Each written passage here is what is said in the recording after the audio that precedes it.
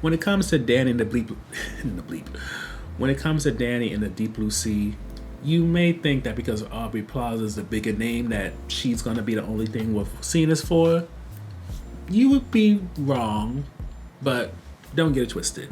As much as Christopher Abbott definitely gives as best as he gets, Aubrey Plaza definitely makes it clear that with the right scene partner, whether you're talking about on screen or on a stage, she's definitely someone to watch. So to summarize the play, Danny and Roberta both got serious issues. When it comes to Danny, he has a quick hair trigger when it comes to people looking at him and that causing a fight. And there's even this possibility that he might have bipolar disorder, anxiety, or some type of issue that, unfortunately for viewers, is not detailed in a way where you can say it's because of this, that, or the third. All you know is that this man is definitely high strung and will probably end up in jail or dead if he continues on this trajectory. Roberta, on the other hand, she's 31 to Danny's 29, and she hasn't lived as violent as a life, but definitely has lived a very disappointing life. She got pregnant when she was a teenager, around 17, 18, was forced to get married because she's Catholic, it appears. Marriage was doomed from the start because of her parents who are overbearing, and then something awkward happened with her father, who she lives with, and also she's unemployed.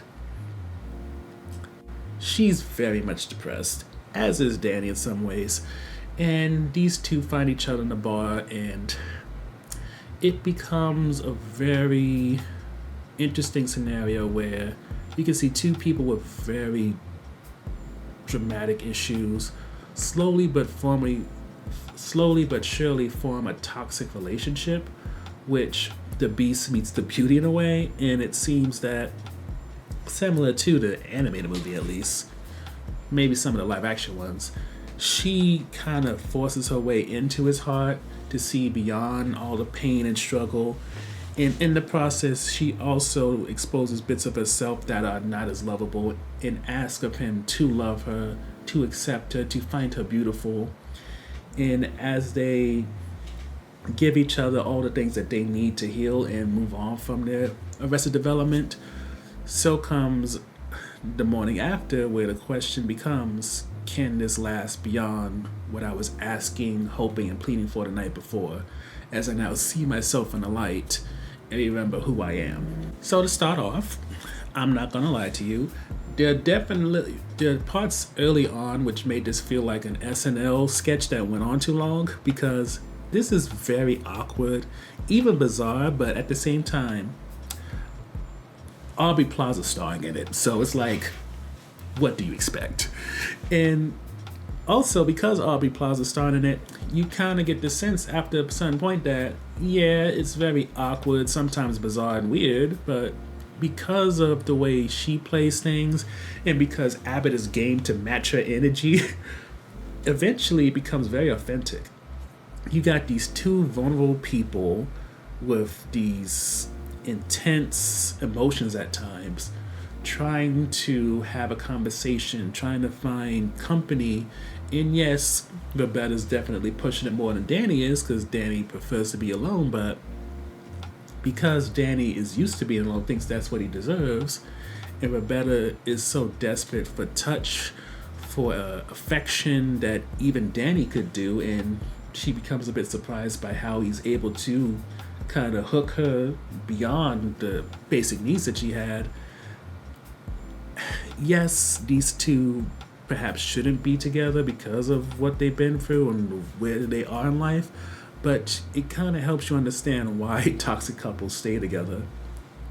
For they're so screwed up, and the other person understands where they are in life, that it's like, I don't have to explain myself to you, because you get the same type of rage and insecurities and all that.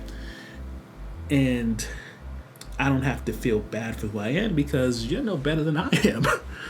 And it's twisted, but at the same time, as much as they kind of seesaw hot and cold toward one another, there's this beauty in the madness that you kind of fall in love with. And the reason why you fall in love with it is because when it comes to Plaza and Abbott, they know how to play off of each other.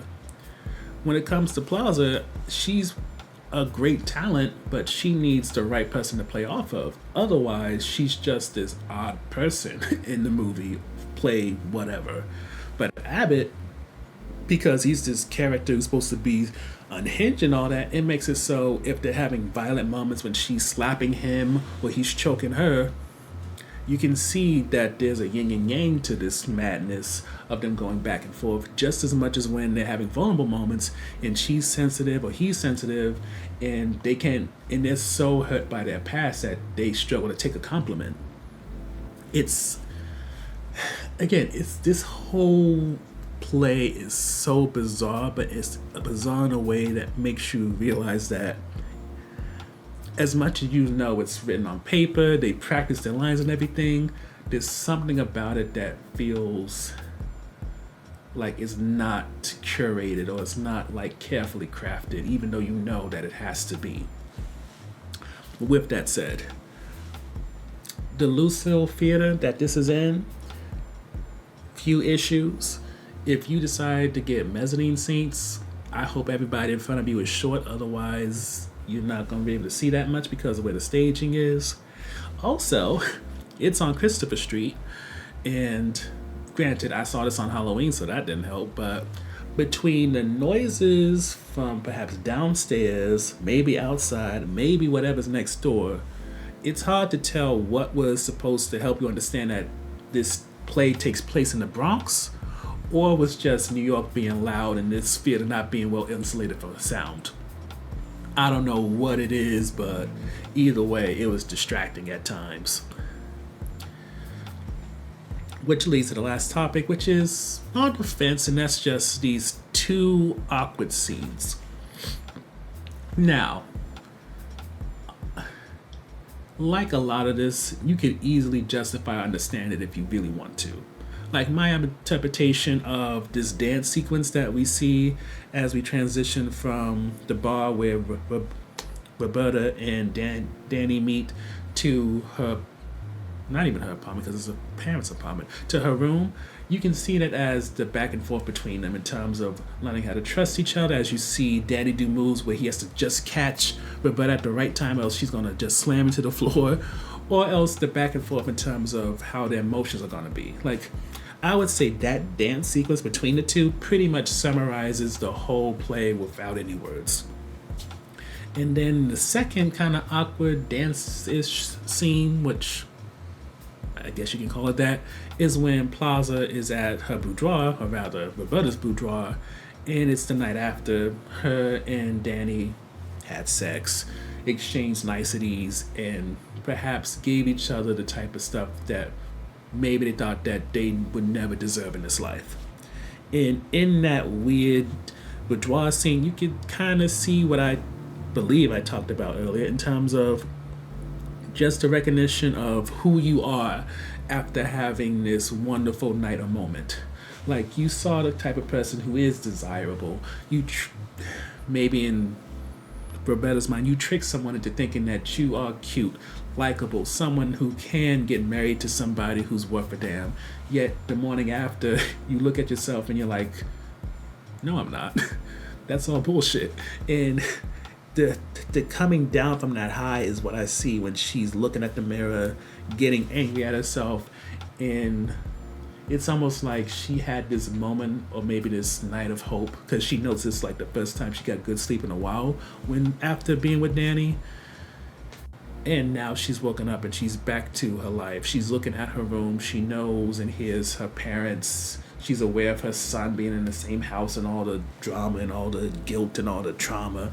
And she has to then look at Danny as like it's a split and she's back to where she was at the bar before she met Danny, where it's like, I hate my life so much. And yet I know because of this guy, I can probably have or maybe even deserve better, but I don't know how to keep it. I don't know how to receive it. I don't know how to make it more than just this moment. And because of that, you see her have this real frustrated moment. And that's my interpretation of it. Some may just say she's being weird and looking in the mirror funny, but I don't know. It's the type of play where are there certain things that require you to have an open mind? Yes. But at the same time, if you're going to be paying like over $100, because I don't see too many cheap seats for this, I feel like you should have an open mind and not be closed off, because that's a lot of money to spend in order to see two people perform for about an hour and 20 minutes. Overall, when it comes to Danny in the Deep Blue Sea, I feel like this definitely is something that has solidified me as an Aubrey Plaza fan, and I would even say that she has definitely become a pedestal-worthy actress who likely is going to be compared to for generations, past the Jenna Ortegas and others, and is really just going to be an icon. Similar to how we still look at Winona Ryder as an icon, Angelina Jolie in some ways, how we definitely look at Viola Davis, how we look at Nia Long in some ways. Just somebody who found their niche, knew how to exploit it, and while they may not venture too much outside of their comfort zone, they're so good at what they do, you don't really need them to.